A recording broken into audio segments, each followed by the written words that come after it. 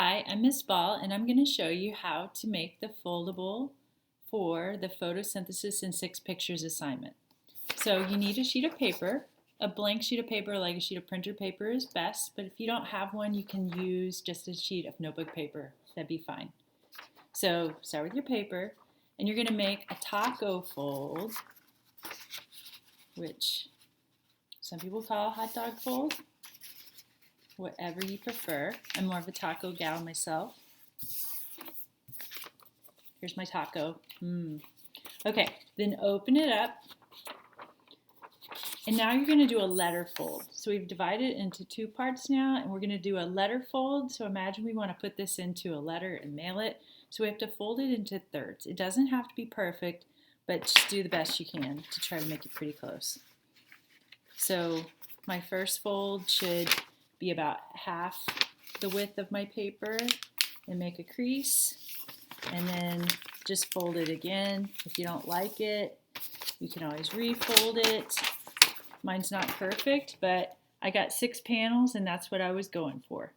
So for this assignment, you're going to choose 6 ideas about photosynthesis to illustrate and tell the story of photosynthesis. I recommend you number your panels so that we know how to read your work.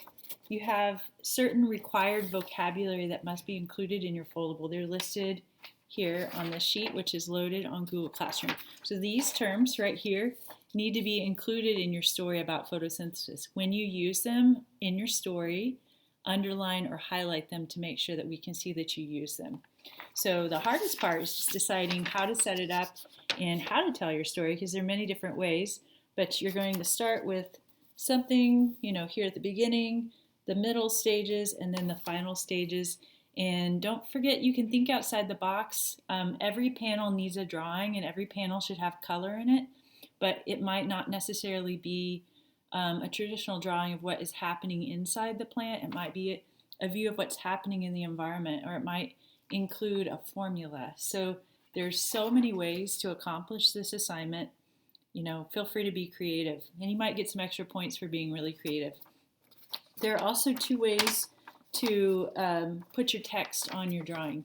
You can put your drawing here and include the text within the box, or you can put your text on the back. So it can be more like cartoon panels on the front and then text on the back. It's up to you. But if you do that, once again, number your panels so that we can tell what matches up with what, because sometimes when you flip it over, it's hard to figure out the sequence. And if you're not sure if you did a good job at telling the story of photosynthesis, you might take your rough draft and have somebody look at it and give you feedback and tell you if it makes sense to them, or see if they might have some suggestions for you. So if you have need of access to color pencils or crayons and markers you don't have at home, be sure you let me know, or let Ms. Battaglia know if she is your teacher, so that we can help try to get you access to those supplies. Have fun with your foldable.